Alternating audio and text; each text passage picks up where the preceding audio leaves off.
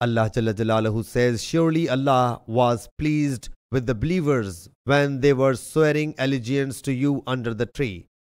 Hazrat Zayd bin Khalid radiyallahu anhu says, we along with Allah's Apostle sallallahu alaihi wasallam embarked on a journey in the year of Hudaybiyah 6H. During the peregrination, it started rain at night. So in the morning when Allah's Apostle sallallahu alaihi wasallam had led us in the prayer, he facing us said, do you know why it has happened? We submitted, Allah Jalla Jalaluhu and his Apostle sallallahu alaihi wasallam know the best.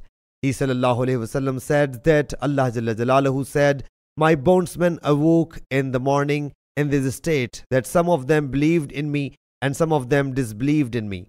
So whosoever says that it rained on us due to Allah's blessing, Allah's bounty and Allah's favor, he believes in me and disbelieves in the effect of the stars. But whosoever says that such and such a star caused the rain, he believes in the star and disbelieves in me.